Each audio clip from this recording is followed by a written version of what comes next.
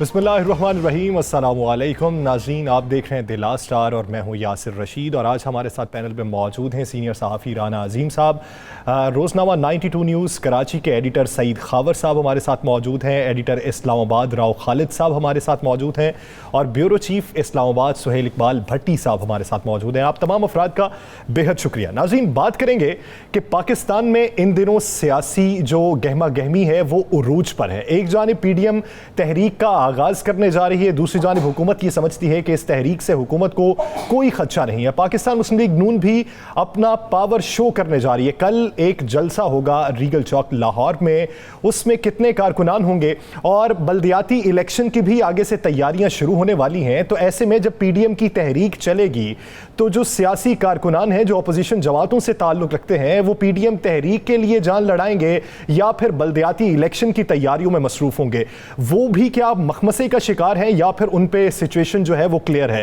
राना साहब, सबसे पहले आपकी जानिब आऊंगा। बल्दियाती इलेक्शन की बात तो बाद में करते हैं, तहरीक की बात भी बाद में कर लेते हैं। कल होने जा रहा है पावर शो पाकिस्तान मुस्लिम लीग नून का रीगल चौक लाहौर में।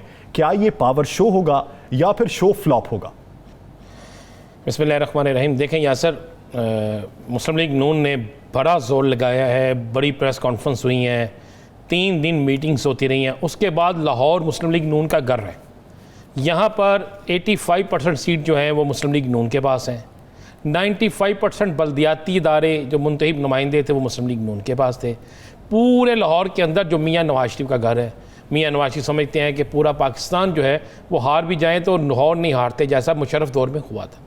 अब देखना यह है कि अगर तो कल मार रोड पे रीगल चौक जो एक इलामत है तहरीक की, जो इलामत है कि यहाँ से चलने वाली तहरीक मंतक़े इंजाम तक पहुँचती है, अगर तो अगर रीगल चौक में 30 से 35 हज़ार लाहौरी हुए, मैं 30 से 35 लाख नहीं कह रहा, मैं 30 से 35 हज़ार कह रहा हूँ। और किस हिसाब से कह रहा हूँ, अगर एक MPA के हलके से जिसके नीचे कितने काउंसलर्स हैं, कितने चेयरमैन हैं, अगर एक MPA के हलके से सिर्फ 1,500 लोग लेकर आए तो ये 35,000 से ज़ायद बन जाते हैं।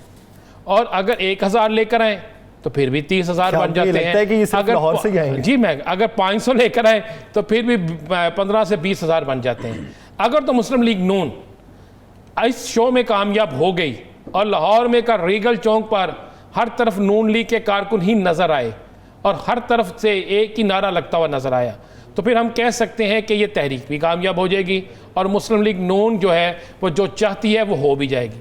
और अगर कल चंद 100 लोग वहाँ पे हुए, 1,500 से 2,000 लोग हुए वहाँ पे, तो फिर ज़हन में रखिएगा ये 1,500 से 2,000 से ज़ायद तो इनके नुमाइंदे हैं। बल्दियाती नुमाइंदों की तादाद 3300 से ज़ायद है और उसके अलावा MPA MNAs और उसके अलावा सिटी सदूर और दीगर आप देखें तो उनकी तादाद बहुत ज़्यादा है। तो ये मुस्लिम लीग नून के लिए एक बहुत बड़ा इम्तिहान है, कल पता चल जाएगा आपको। और मेरी इत्तला के मुताबिक ट्रांसपोर्ट भी ले ली गई है, मेरी इत्तला के मुताबिक कारकुनों को लाने का टास्क भी दे दिया गया है और मेरी इत्तला के मुताबिक लाहौर के जलसे में, ये मैं आपको कन्फर्म बता रहा हूँ, ओकारा, साहिवाल, कसूर, तांदियावाला, शेहूपुरा, मानावाला, हाफजाबाद, गुजरावाला, कामोकी, इन सब जगहों से, शरकपुर, हाफजाबाद, इन सब जगहों से लोग आ रहे हैं। अब देखना ये होगा इन सब जगहों से इकट्ठे होने के बाद भी कितनी तादाद होती है।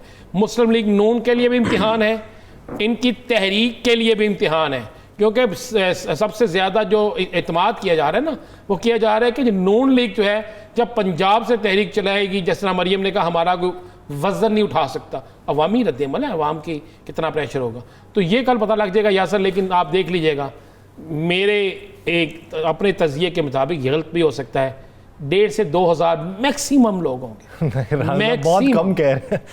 देखें, शहबाज शरीफ की गिरफ्तारी पर पूरे लाहौर को कॉल किया गया था। जो सरकारी दादोशुमार हैं हम उन्हें साइड पे करते हैं, वो सरकार को खुश करने के लिए होते हैं, वो थे 250 से 300। मैं कहता हूँ 500 लगा लें। क्या 500 लोग आएंगे? क्या 500 लोग इनकी सिर्फ है? भाई तहरीक 500 से नहीं चलती।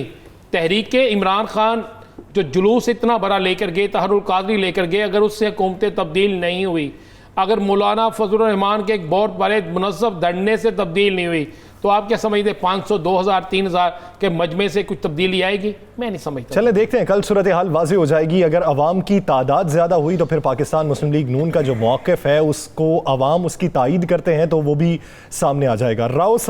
राव साहब, एक तरफ तहरीक है तो दूसरी जानिब बल्दियाती इलेक्शन भी हैं, तो क्या आप समझते हैं कि जो अरकान हैं वो मखमसे का शिकार हो जाएंगे कि तहरीक में हिस्सा लें या फिर बल्दियाती इलेक्शन की तैयारी करें, या फिर ये समझते हैं कि तहरीक ही असल में बल्दियाती इलेक्शन की तैयारी है?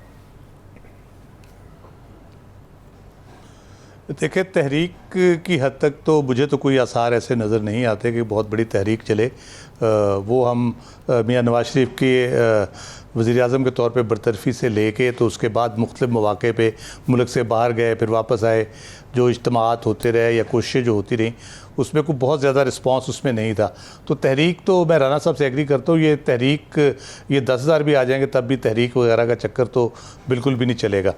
जहाँ तक बल्दियाती इंतखाबात की बात है, अगर तो बल्दियाती इंतखाबात अनाउंस होते हैं और ये बड़ी अच्छी स्ट्रेटजी होगी हुकूमत की, सुप्रीम कोर्ट भी कह रही है और बहुत कह ले कि एक आला अदलिया की तरफ से दबाव है कि बहुत ताक़ीर हो गई है, और इमरान खान साहब का अपना एक ख्वाब है बहुत बड़ा कि इससे बुनियादी तौर पे जो ग्रास रूट्स लेवल पे आप जो एम्पावरमेंट करेंगे उससे असल बेहतरी आएगी, उन फंड्स जाएंगे वहाँ पे, वहाँ से बेहतरी आनी शुरू होगी और जो कौमी असम्बली के और सूबाई असम्बली के करने का असल काम है फिर वो कर पाएगी। तो अगर बल्दियाती इंतखाबात का डोल डाला जाता है तो मेरा नहीं ख्याल कि कोई भी पॉलिटिकल वर्कर या पॉलिटिकल एनिमल, जिसको कहते हैं, इंसान तो है ही पॉलिटिकल एनिमल, तो वो उससे दूर होगा या तहरीक की वजह से उसको सबोटाज करने की कोशिश करेगा, क्योंकि एक बहुत बुनियादी प्रोसेस है पूरी डेमोक्रेसी का उसमें, और लोग बहुत ज़ौक़ शौक़ से इसमें हिस्सा लेते हैं। जब भी बल्दियाती इलेक्शन होते हैं जनरल इंतखाबात से कहीं ज़्यादा उम्मीदवार होते हैं, कहीं ज़्यादा रौनक होती है गली मोहल्ले हर जगह के ऊपर, और उनका इन्फ्लुएंस जो है लोकल लेवल पे जो है पॉलिटिकल पार्टीज़ का वो बढ़ता है उससे, वो जितना, और ये मेरा ख्याल है जो पार्टीज़ अपोजिशन की भी हैं उनके लिए भी एक बहुत अच्छी अपॉर्चुनिटी है कि वो ये साबित करें जो वो कहते हैं कि नाकाम हो गई हुकूमत, लोग तंग हो गए हैं, लोग इस गवर्नमेंट को देखना नहीं चाहते इक़्तिदार में। तो ये बल्दियाती इंतखाबात एक तरह से एक बैरोमीटर होगा उस सारी दावों का कि क्या वाकई पीटीआई से लोग इतने तंग आ गए हैं बल्दियाती इंतखाबात में। तो ये मेरा ख्याल है तहरीक से ज़्यादा ये ज़्यादा मौसर एक हिकमत अमली होगी अगर अपोजिशन इंतखाबात पे ज़्यादा जोर लगाती है। सही। खबर साहब, जैसा कि मुस्लिम लीग नून की रहनुमा मरीम नवाज़ साहिबा का ये कहना है कि वक्त से पहले ये हुकूमत गिर जाएगी, ये खाम ख्याली है हुकूमत की कि वो हमें झुका सकती है, हमारा वोट बैंक कम नहीं हुआ ज़्यादा हुआ है। आपकी राय में खाम ख्याली में कौन है, अपोजिशन या हुकूमत? मैं समझता हूँ कि हमने अब तक जितनी भी सियासी तहरीकों का मुतालिया किया है, मुशाहिदा किया है, जब भी कोई सियासी इनकलाब आते हैं तो उनके आने से पहले ऐसे आसार होते हैं कि पूरी कौम देखती है और पूरी कौम उस अमल में शरीक होती है। इस वक्त जो सूरत हाल चल रही है, एक नया बयानिया सामने आया है पंजाब में, ज़िया-उल-हक के बाद और नवाज शरीफ के 30 सालों भुट्टो साहब के बाद जो बयानिया आया वो उसमें हमेशा प्रो इस्टेब्लिशमेंट रहा है पंजाब। अब ये इस बयानिए की आजमाइश है, इनको अवाम में जाना चाहिए अपने बल्दियाती इंतखाबात के ज़रिए। ये अगर तहरीक में जाएंगे, हुकूमत के लिए बहुत बड़ा अच्छा मौका है कि वो दिसंबर जनवरी में बल्दियाती इंतखाबात का ऐलान करके कौम को इस बल्दियाती इंतखाबात में ला सकते हैं और अपोजिशन को आजमाइश में डाल सकते हैं। असल मसला ये है कि अपोजिशन इस वक्त अपने अंदरूनी सतह पे भी, आपस में भी इनके इतने बखेड़े हैं, इतने मसाइल हैं कि वो उनसे नहीं निकल पा रहे। इनका एक बयानिया रैबर कमेटी में नहीं बन सका तो तहरीक में जाके क्या बनेगा। तो मैं समझता हूँ कि इस तहरीक का कोई मुझे ऐसा नहीं दिखाया दे रहा कि मुस्तकबिल में जाके या मुस्तकबिल करीब में जाके ये तहरीक या हुकूमत के लिए ख़तरा बन सके। अलबत्ता ये है कि इस बयानिए का असलियत का पता चलेगा बल्दियाती इंतखाबात के इलेक्शन में। अगर उसमें मुस्लिम लीग नून अपनी साबिक़ा पोजीशन 70% भी बचा लेती है तो मैं समझता हूँ कि आने वाले दिनों में तहरीक इंसाफ को, हुकूमत को मुस्लिम लीग नून टफ टाइम दे सकती है। भट्टी साहब, क्या समझते हैं कि क्या पाकिस्तान मुस्लिम लीग नून के अंदर इंतशार किस हद तक है? आप ये देखिए कि ख्वाजा आसिफ बड़े कद काट के सियासतदान है अगर नून लीग में उनकी स्टैंडिंग देखी जाए, लेकिन मरियम नवाज साहिबा ये कहती है मैं अगर गिरफ्तार हो गई तो फिर कायद राना शाहिद खान अब्बासी साहब होंगे, अगर वो हो जाते हैं फिर राना सनाउल्लाह होंगे, फिर एहसन इकबाल होंगे, ख्वाजा आसिफ का जिक्र नहीं है।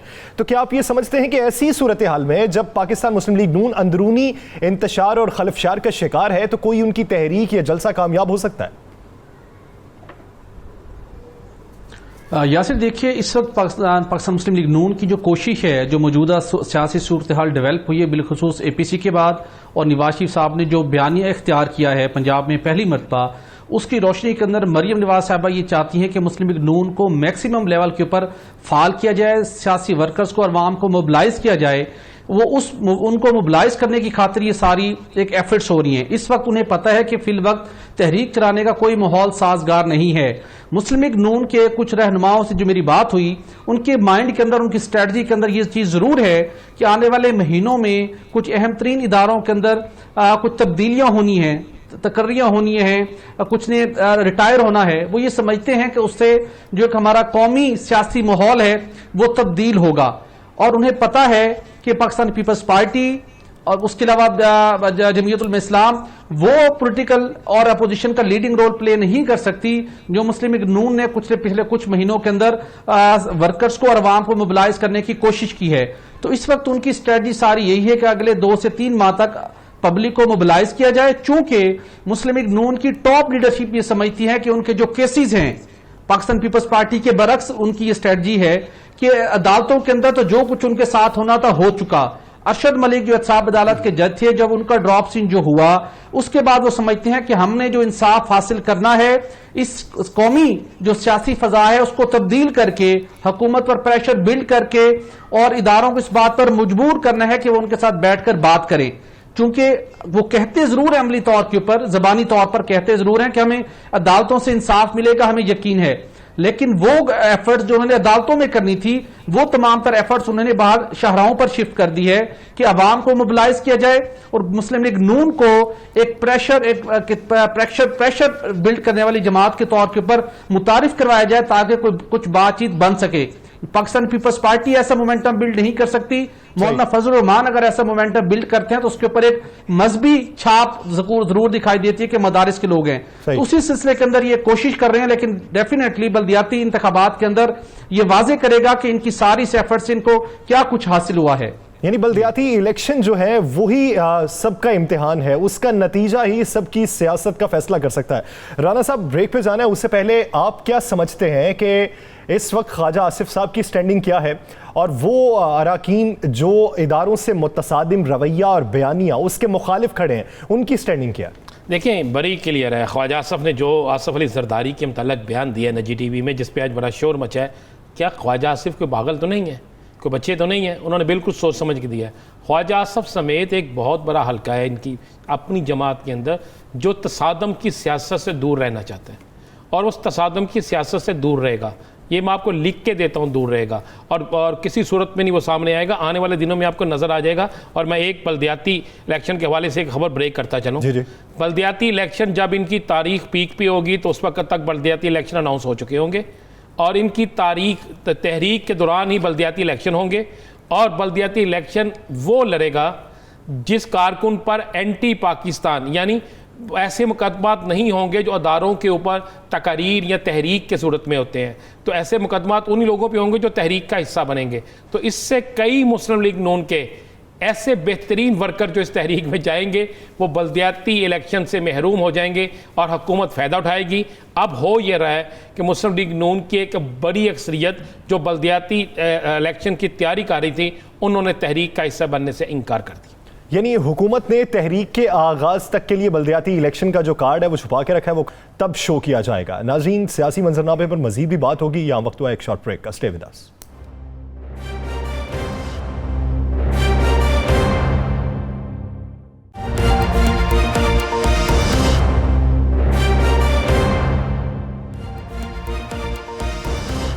वेलकम बैक नाज़रीन। पाकिस्तान का सबसे बड़ा शहर जो पाकिस्तान का मुआशी हब समझा जाता है यानी कराची, मेगा मंसूबों से कोसों दूर है। विफाक की जानिब से शहर कराची के लिए मंसूबों का ऐलान तो हो जाता है, लेकिन 15 साल से शहर में कोई भी मंसूबा मुकम्मल नहीं हुआ। चंद एक फ्लाईओवर, अंडरपासेस जो बने वो भी म्यूनसिपल सर्विसेज के थे, सिंध हुकूमत के फंड से बने। आखिर क्यों कराची का कोई पुरसाने हाल नहीं है, कोई पूछने वाला नहीं। हुक्मरान तबका सिर्फ और सिर्फ एक दूसरे पर इल्जामात लगाता है, अमली काम कोई भी दिखाई नहीं देता। सबसे पहले बढ़ूंगा खबर साहब की जानिब। खबर साहब, क्या समझते हैं कि नून लीग के दौरे हुकूमत से लेकर अब तक कितने मंसूबे ऐसे हैं जो मुकम्मल हुए, कितने ऐसे हैं जिन पर काम शुरू ही ना हो सका, और कितने ऐसे हैं जो अभी अधूरे हैं? पहली बात तो यह है कि जी कराची जो है वो एक ऐसा शहर था जिसे अंग्रेज़ों ने मशरक़ की मलका करार दिया, उरूसुल बिलाद करार दिया गया, और इसी शहर को पेरिस ऑफ एशिया करार दिया गया। ये सब अंग्रेज़ों ने अपनी किताबों में लिखा है, आप हिस्ट्री की इसकी देखें। इसका इंफ्रास्ट्रक्चर जो अंग्रेज़ों के दौर में बना था, उसके बाद हमने इसमें कोई ख़ास तब्दीली नहीं की और ना हम इस पर काम कर सके हैं। कराची फरियाद करता है, कराची मज़लूम है, कराची पूरे पाकिस्तान को संभालता है, पाकिस्तान के लिए 70% रेवेन्यू देता है, लेकिन कराची को कोई ओन नहीं करता। इसको अपने जो इसके दावेदार हैं वो भी ओन नहीं करते। पिछले 20 सालों में अगर मैं देखूं तो वफाकी और सूबाई हुकूमतों ने इसको बुरी तरह से नज़रअंदाज किया है। कोई एक मेगा प्रोजेक्ट, ऐलान तो बहुत होते रहे हैं, कोई एक मेगा प्रोजेक्ट जो है वो पिछले 15-20 साल में मुकम्मल नहीं हो सका। एक लियारी एक्सप्रेस वे मुकम्मल हुआ है जो पीपल्स पार्टी ने शुरू किया था, परवेज़ मुशर्रफ ने उस पर तवज्जो दी और वो मुकम्मल हुआ है। इसके अलावा कोई ऐसा मंसूबा नहीं बन सका। पानी के मसले में, बिजली के मसले में, सड़कों के मसले में कराची रो रहा है, कराची अश्कबार है, कराची के अवाम परेशानी के आलम में हैं। और पिछली बारिशों में आपने देखा कि हमारे इंफ्रास्ट्रक्चर जिस तरह से खोलकर हमारा मजाक उड़ा रहा था और हम बारिश में पूरा शहर बह गया, ये एक सवालिया निशान है तमाम हुकूमतों के लिए। इस वक्त भी शाहिद खाकान अब्बासी ने ऐलानात किए, दूसरे अभी आके हमारे वज़ीर आज़म साहब ने भी ऐलान किए हैं। अलमिया इस शहर का ये है कि इस शहर से 14 सीटें मिली हैं तहरीक इंसाफ को। तहरीक इंसाफ ने पिछली जमातों को मुस्तरद करके तहरीक इंसाफ को गले लगाया, इमरान खान को गले लगाया। लेकिन हमारे उस वज़ीर आज़म के पास 14 सीटों वाले वज़ीर आज़म के पास वक्त नहीं, ख़ुद वज़ीर आज़म भी यहाँ से मुंतखब हुए, 14 मिनट नहीं दे सके, 14 घंटे नहीं दे सके इस शहर को 2.25 सालों में। तो इसलिए लोग फरियाद करते हैं और वो कहते हैं कि कराची पर रहम किया जाए। अभी आप देखें कि जितने मंसूबे हैं सब ऐलान करके अधूरे छोड़ दिए जाते हैं। अभी ग्रीन लाइन 2015 में नवाज शरीफ की हुकूमत ने दिया, 2017 में मुकम्मल होना था, और मज़े की बात यह है कि अब वो 2021 में जाके मुकम्मल होगा। सरजानी टाउन से लेकर और नुमाइश तक, मज़ार कैद तक एक खंडर बना हुआ है, पूरा एक ढांचा पड़ा हुआ है, लोगों को आने जाने में तकलीफ है। पूरा शहर जो है इस वक्त खंडरात का मंजर जब वक्त बढ़ेगा तो जाहिर बात है उसकी फिर लागत भी बढ़ेगी। राना साहब, कराची के साथ हमेशा एक इसकी बात मैं आज करता हूँ लागत के हवाले से कि एशियाई तरक्याती बैंक और वर्ल्ड बैंक इसके लिए आते हैं, पैसे भी देते हैं, लेकिन गैर मुल्की सरमायाकारों को भी तहफ़्फ़ुज़ात हैं। आपके शहर का इंफ्रास्ट्रक्चर नहीं होगा तो कोई इस शहर का रुख नहीं करेगा। जाहिर बात है। राना साहब, कराची के साथ हमेशा मजाक ही क्यों होता है? यानी ग्रीन लाइन मंसूबे वाला मजाक हो जाए, शहरों में सड़कों की बहाली का मजाक हो जाए, या फिर कचरा उठाने के हवाले से हो जाए। 25 अरब शाहिद खाकान अब्बासी साहब के दौर वाला अभी तक नहीं लग सका, अब ये 1100 अरब वो अभी तक पटारी से बाहर नहीं निकल सका, तो बनेगा क्या कराची का? देखें, कराची पे अगर आप कहें कि वफाक की हुकूमत या किसी और का कसूर है, मैं समझता हूँ कराची के अंदर कराची की सियासी जमातों, कराची से तल्लक रखने वाली हुकूमतों, सिंध से तल्लक रखने वाली हुकूमतों का कसूर है। आप ज़रा वफाक की इमदाद को या वफाकी बजट को कर दें साइड पे। क्या कराची में बने हुए बल्दियाती इदारों के बजट किसी जगह लगे? क्या सूबाई हुकूमत जो सिंध की है उन्होंने कोई बजट लगाया? चलें, वफाक में कह सकते हैं कि फटेबाजी है, वफाक से उनकी नाराज़गी है, लेकिन अगर कराची के अंदर सूबाई बजट लग जाता, कराची के अंदर मेट्रोपॉलिटन का बजट लग जाता, तो कराची की हालत आज बहुत बेहतर होती। दरअसल कराची के साथ ज़्यादती हम खुद सियासी जमातें भी करती हैं, सियासी जमातों के साथ साथ वहाँ के वहाँ के जो लोग हैं वो करते हैं। और ये जो इस वक्त सूरत हाल जा रही है ना वहाँ पे, वो बड़ी बड़ी खौफनाक सी सूरत राना हाल। साहब, इस इशू की जानिब वापस आते हैं। नाज़रीन, सियासी मंजरनामे पर मजीद भी बात होगी। यहाँ वक्त हुआ एक शॉर्ट ब्रेक का। Stay with us.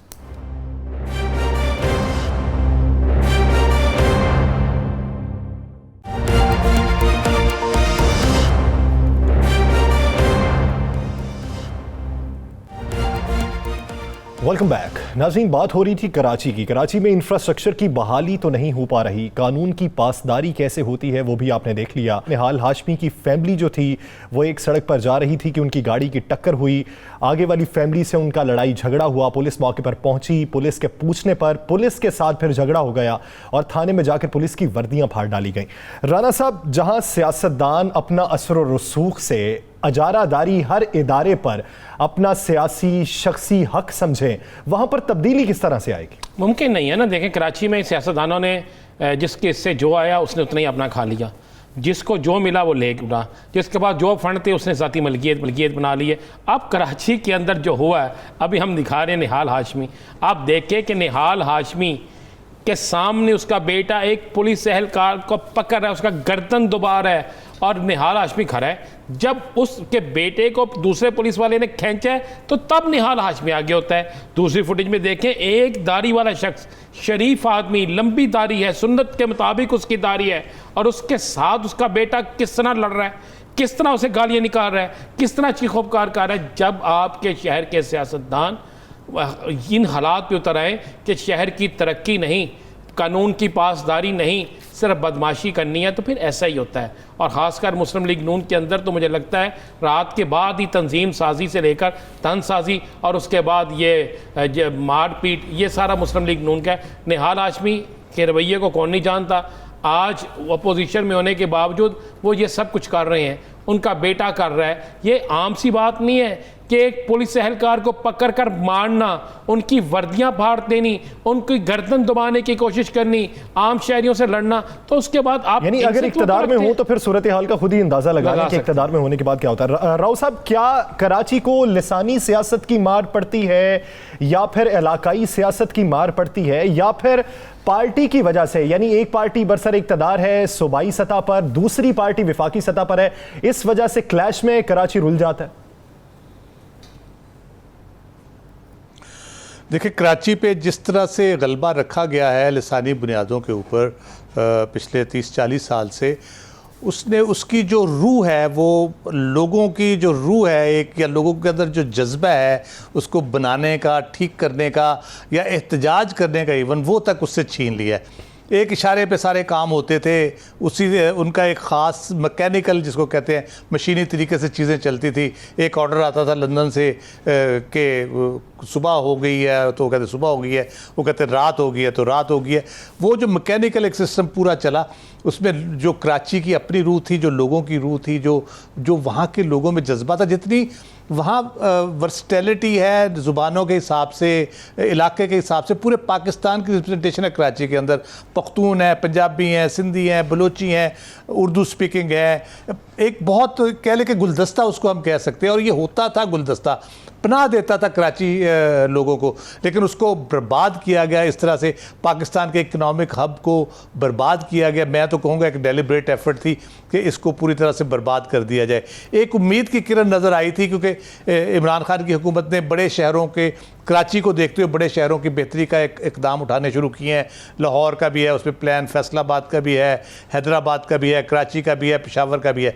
लेकिन मुझे ये दिखाई दे रहा है कि सारे दावों वादों के बावजूद कराची फिर सियासत की नज़र होने जा रहा है। जिस किस्म के बयानात, सारा कुछ तय होने के बाद, पैकेज तय होने के बाद, चीज़ें तय होने के बाद, प्रायोरिटीज़ तय होने के बाद जिस किस्म के बयानात दिए जा रहे हैं, जिस तरह से कंट्रोवर्सी पैदा करने की कोशिश की जा रही है, तो ये जो गैर मुखलिसाना किस्म की अप्रोच है पॉलिटिकल लीडरशिप की तरफ से, चाहे वफाक की हो, चाहे सूबे की हो, चाहे बल्दियाती हो, तो उसकी वजह से ये सारी मुश्किलात हैं और ये रहेंगी अगर इसको नहीं एड्रेस किया जाता।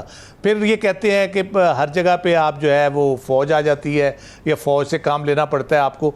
तो क्या करें, मजबूरी है। आप वहां पे अगर आप पैसे देते हैं तो फेडरल गवर्नमेंट को एतमाद नहीं है, स्टेक होल्डर जो है वो मिल बैठकर फैसला नहीं करेंगे तो फिर मुश्किलात का सामना तो करना पड़ेगा। भट्टी साहब, आपको क्या लगता है कि अब की बार के जो ऐलान करदा मंसूबे हैं, एक तबके की जानिब से उस पर फतह के शादियाने बजाए गए, फिर बयानबाजी शुरू हो गई, अब अलग सूबे का हुसूल, ऐसे में कराची का क्या बनेगा? यासी देखिए, जितने मर्जी आप ऐलानात कर लें, फंड्स की जारी करने की अनाउंसमेंट कर दें, फंड्स जारी कर दें, फिर भी कराची की तामीर नौ नहीं होगी। देखिए, मामला ये है कि जो ऑनरशिप की बात की जाती है, लसानी बुनियाद की बात की जाती है, वहां पर तो सारे मसाइल मौजूद हैं, लेकिन आप ये देखिए कि मुल्की तारीख का सबसे बड़ा स्कैंडल, जाली बैंक अकाउंट्स का स्कैंडल, मनी लॉन्ड्रिंग का स्कैंडल, वो कराची उसका मरकज है, कराची उसकी बेस है। ये जो स्टैब्लिश करता है कि कराची के मुख्तलिफ इदारों में वहां पर इतनी अट्रैक्शन है कि किसी भी जमात के लिए कि जहां पर वो अरबों खरबों रुपए का माल बनाने के लिए वहां पर यूज इस्तेमाल कर सकते हैं, लेकिन उनकी विल नहीं है। विल नहीं है तो कराची की तामीर नौ की नहीं है, अगर विल नहीं है तो कराची की आवाम की मुश्किलात हल करने की नहीं है। तो मसला यहां पर मौजूद है।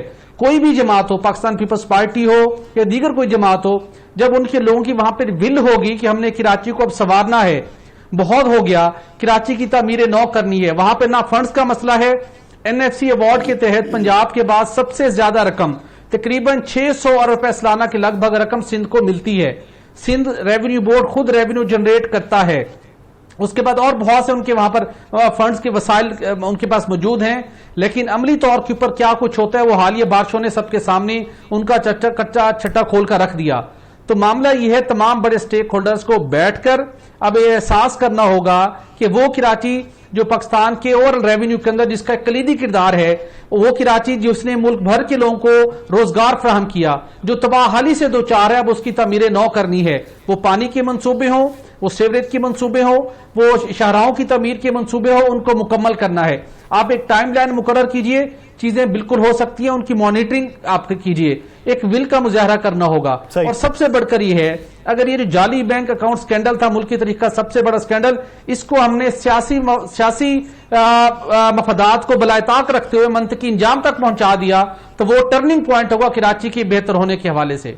सही टर्निंग पॉइंट होगा जिसमें तमाम स्टेक होल्डर्स मिल बैठेंगे, जिस तरह अभी बैठे थे तमाम स्टेक होल्डर्स के जुमला मैं अर्ज करूंगा। जी जी जी खबर साहब, कि कराची को एक बाबाए शहर चाहिए, जमशेद नसरवान जी मेहता जैसा। 1930 में अंग्रेज़ों का दौर था। 1930 में जमशेद नसरवान जी मेहता पहले मुंतखब मेयर हुए कराची से। उन्होंने इस शहर की जोन बदल कर रख दी। गो के अंग्रेज़ इस्टेब्लिशमेंट की मदद हासिल थी उनको, लेकिन उन्होंने इंफ्रास्ट्रक्चर जो इस वक्त कराची का है, जिसमें हम कोई तब्दीली नहीं कर सके, कोई इजाफा नहीं कर सके, ये जमशेद नसरवान जी मेहता का है। वो इस शहर को अपना समझते थे और इस शहर के रोज़ाना वो कहते थे कि सीने पर हाथ रख कर कि अगर 5 लोग भी ये कहें कि ये कराची मेरा है, कराची मेरा है, कराची मेरा है, कराची मेरा है, तो कहने लगे ये शहर हमेशा अमन व आशती का मरकज़ रहेगा और मुआशी मरकज़ रहेगा।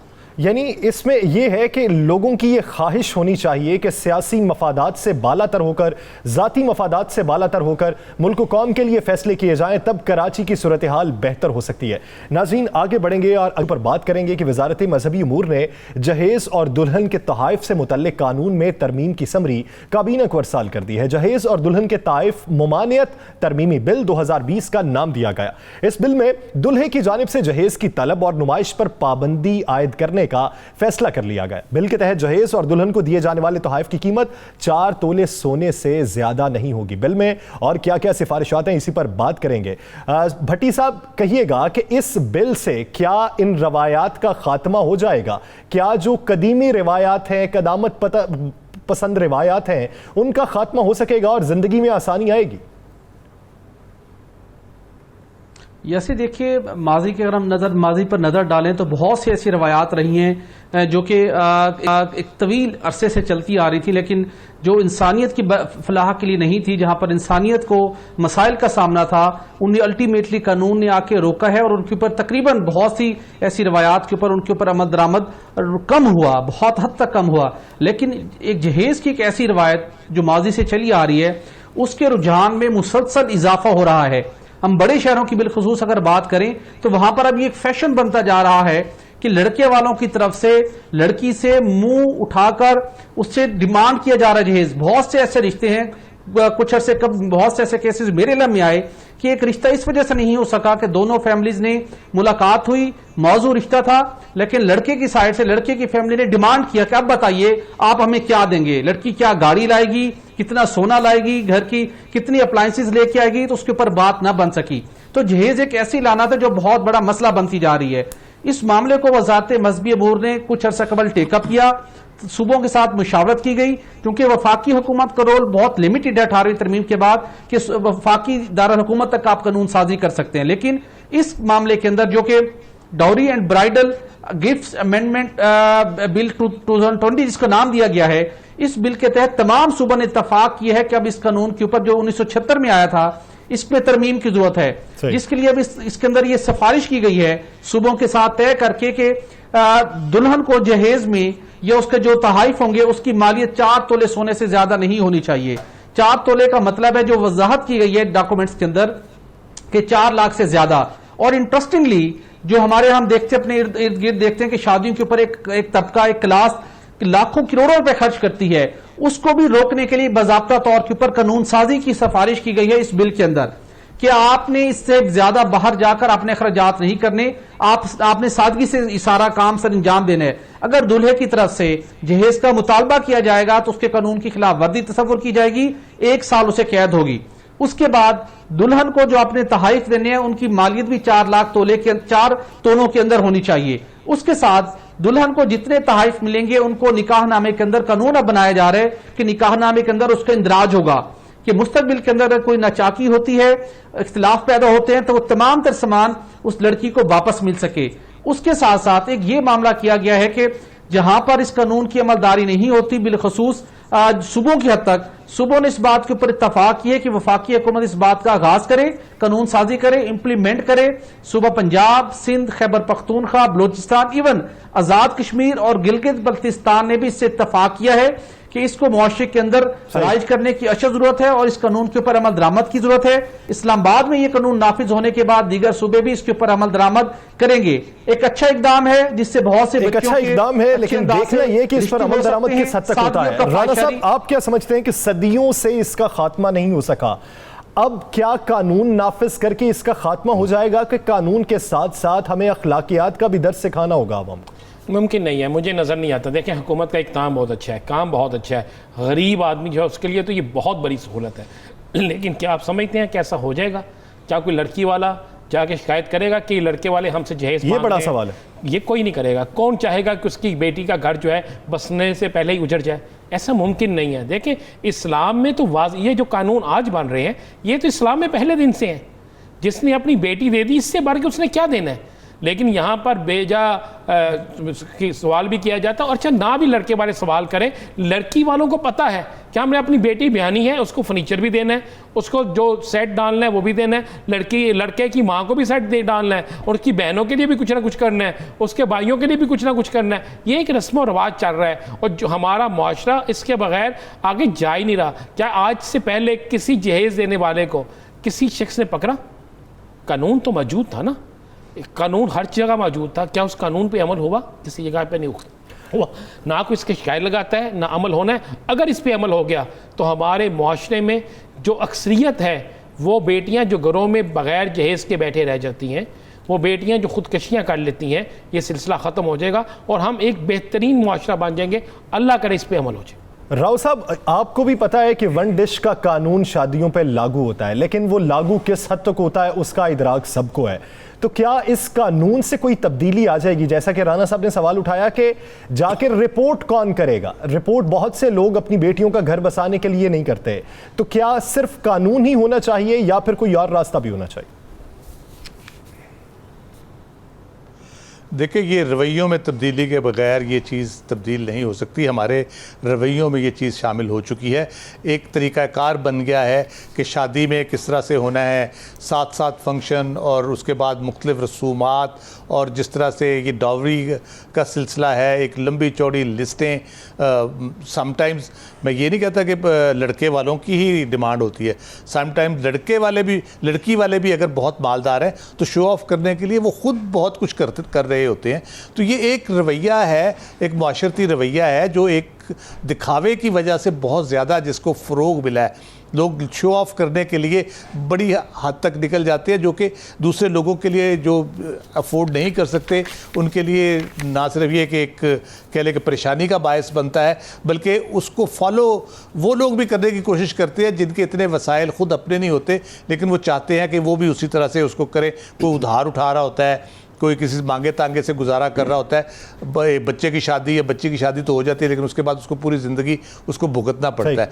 तो ये बुनियादी तौर पे वो रवैये हैं जिनको ठीक करने की ज़रूरत है। रवैयों को तब्दील होना होगा। खबर साहब, आप क्या समझते हैं? एक तरफ हुकूमत का कानून, हुकूमत की एफर्ट, हुकूमत का इकदाम, और दूसरी जानिब अवाम का रवैया, क्या तकाबुल करेंगे? ये वैसे तो ये बहुत अच्छा इकदाम है हुकूमत का। जहेज़ एक बड़ी लानत की शक्ल इख्तियार कर गया है।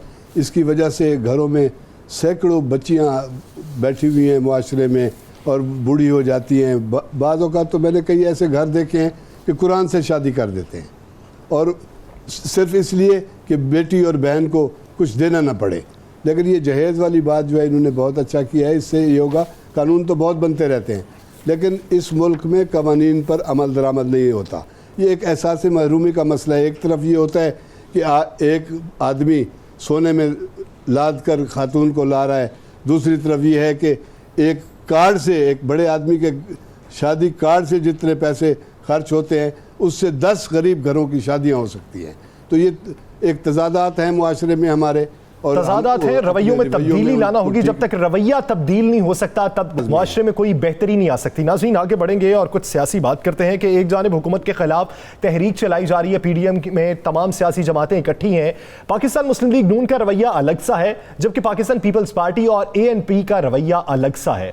तो राना साहब, क्या समझते हैं ये दो रवैयों में इस वक्त जो तब्दीली आ चुकी है? एक तरफ मज़ाहमत पूरी खुल के सामने आ रही है, दूसरी तरफ मफाहमत दिखाई दे रही है। तो क्या ये जो इस वक्त अलायंस है ये आगे बढ़ पाएगा? या सर, मुझे ये अलायंस आगे बढ़ता हुआ नज़र नहीं आ रहा। मुझे दाद देनी पड़ेगी बिलावल भुट्टो को और असफ अली जरदारी को। उन्होंने बेहतरीन तरीके से खेला, मियाँ नवाज शरीफ को इन किया। मियाँ, आप जो वो गाली नहीं निकाल सकते थे, आप जो वो सख्त बात नहीं कर सकते थे, आप जो वो तनकीद नहीं कर सकते थे, वो उन्होंने बिल्कुल मियाँ मोहम्मद नवाज शरीफ के ज़रिए तनकीद भी करा दी, मियाँ मोहम्मद नवाज शरीफ को मुतनाज़ भी बना दिया, और मियाँ नवाज शरीफ जो है उसके लिए आगे गला भी खोद दिया और अपना एक बदला भी ले लिया। वो बदला जो नवाज शरीफ तकरीरों में आसफ अली जरदारी के खिलाफ करते थे, जो नवाज शरीफ तकरीरों में इन्हें बड़ा बुरा कहते थे, जो नवाज शरीफ के बनाए हुए केसेस आसफ अली जरदारी कई साल जेल भुगतते रहे, उसका कमाल बदला लिया है। आप देखें कि नवाज शरीफ जो है उसे तो जलती हुई आग के आगे फेंक दिया। वो हो गया उसने की हमाकतें, उसका भारती ज़बान बोलना, उसका अदारों के खिलाफ तकरीर करना, अहम कौमी राज अफशा करना। और दूसरी तरफ आप देखें, जो जमात APC करार रही है, जो मियाँ नवाज शरीफ को दावत दे रही है, जिसकी मियाँ नवाज शरीफ तारीफ कर रहा है, क्या बिलावल भुट्टो का आपको कोई सख्त बयान नजर आया? कोई नहीं है। क्या आसफ अली जरदारी का सख्त बयान नजर आया? फर्द जुर्म के बाद नहीं आया, नहीं आया ना। तो मुझे एक बात बताएं, कैसा खेल गए हैं वो? उन्होंने एक तीर से दो शिकार किए, अपना मुखालफ, अपना बदला भी मियां नवाज शरीफ से ले लिया और नवाज शरीफ की जमात का भी बेड़ा गर्क। राव साहब, आप क्या समझते हैं? राना साहब जिस तरह कह रहे हैं कि कार्ड खेल गई है पीपल्स पार्टी, आपकी नजर में कार्ड पीपल्स पार्टी ने खेला है या नून लीग खेल गई? मेरा ख्याल है नून लीग के लिए तो 4 दिन की चांदनी थी, जो कि अब ख़त्म हो चुकी है। अब तो वो तकरीर भी नहीं कर पाएंगे, ना अपने जज्बात का इजहार कर पाएंगे। मेरा ख्याल है पीपल्स पार्टी ने बड़ा सही टाइम पे उनको एक ओपनिंग दी और वो उस ट्रैप में आए और उन्होंने खुल के अपना जो वो कह सकते थे उन्होंने कह दिया। और ख्वाजा आसिफ का जो बयान है वो आप ये ना भूलें कि उनका जो ताल्लुक़ है आसिफ जरदारी से, फ़ारूक नायक साहब से, वो किसी से ढका छुपा है। वो एक तरीके से रिश्तेदार भी हैं आपस में। आसिफ जरदारी से उनकी बहुत ज़ाती दोस्ती भी रही है ख्वाजा आसिफ साहब की। तो मुझे तो थोड़ा सा शक पड़ता है कि इस सारी सूरत को सबोटाज करने में को उनका भी इशारा शामिल है, जो ख्वाजा आसिफ साहब ने आसिफ जरदारी साहब के खिलाफ जो बयान दिया है। तो ये सबोटाज करने की कोशिश भी नहीं, मैं तो पहले दिन से कहा था, लास्ट फ्राइडे में क्या ये वाकई पाकिस्तान तकसीम बढ़ेगी इससे, या फिर इस बार जिस तरह दीगर सियासी जमातें हर बार अलायंस में बाहर भाग जाती थी जिसमें नून लीग सरफहरिस्त थी, तो क्या आपकी बार पीपल्स पार्टी दगा दे जाएगी? एक तो है कि पुराने हिसाब किताब हैं, 20-30 साल के हिसाब किताब हैं। एक दूसरे के साथ मौका मिलते ही सियासी जमातें और सियासी रहनुमा चुकाते ही रहते हैं। लेकिन जहाँ तक ये है कि इस सेटअप से को पीछे कर देने से या हटाने से पीपल्स पार्टी का नुकसान है। पीपल्स पार्टी स्टेक होल्डर है। पीपल्स पार्टी के बाद सिंध का सूबा है, नून लीग खाली हाथ है, JUI खाली हाथ है। वो चाहते हैं कि रातों रात असम्बलियाँ टूट जाएं और लोग सड़कों पर निकल आएँ और इमरान खान को उठाकर फेंक दें। ऐसा मुमकिन नहीं है। इसलिए कि जो जिनके पास कुछ है, जो आवाम की खिदमत करना चाहते हैं या कर तो रहे हैं, होल्डर है, वो चाहते हैं वो कि क्यों मज़ाहमत की सियासत करेंगे। भट्टी साहब, एक शॉर्ट कमेंट क्लोजिंग पे जाना है। आप क्या समझते हैं कि सबसे बड़ी stakeholder Pakistan Peoples Party है, सूबे की हुकूमत भी है, तो क्या वो पाकिस्तान मुस्लिम लीग नून का मौक़िफ़ अपनाएगी? इस मौके के ऊपर किसी सूरत पाकिस्तान पीपल्स पार्टी वो मौक़िफ़ नहीं अपनाएगी। ग्राउंड रियलिटी ना उनके मुवाफिक है और जो उनके मामलात हैं ना वो उनकी इजाज़त देते कि वो मौक़िफ़ अपनाए। मुस्लिम लीग नून ने एक एक्सट्रीम हार्ड लाइन लेनी थी, वो ले चुके, और पाकिस्तान पीपल्स पार्टी ने जिस तरीके के साथ उनको प्लेटफॉर्म प्रोवाइड किया, अब उसका क्या रिजल्ट्स आते हैं, क्या उसकी अचीवमेंट्स होती हैं, वो तो नून लीग जाने। लेकिन इस सारे सूरत हाल के दौरान एंड ऑफ द डे इस मामले के ऊपर, इस लाइन के ऊपर पीपल्स पार्टी उनके साथ नहीं खड़ी होगी, जिसकी वाज़ेह तौर के ऊपर निशानदेही की है ख्वाजा आसिफ साहब ने। जी सही, यानी इस वक्त जो रवैया अपनाए हुए पाकिस्तान मुस्लिम लीग नून, उस रवैये बयानिए पर, उस मौक़िफ़ पर वो अकेली रह जाएगी। पाकिस्तान पीपल्स पार्टी साथ नहीं देगी, ANP साथ नहीं देगी। तो क्या PDM, पाकिस्तान डेमोक्रेटिक जो मूवमेंट है, वो अलायंस बरकरार रहता है, तहरीक में मजबूती आती है? ये तो आने वाले दिन ही बताएंगे। नाज़रीन, आज के प्रोग्राम से हमें दीजिए इजाज़त। अल्लाह ने के बाद।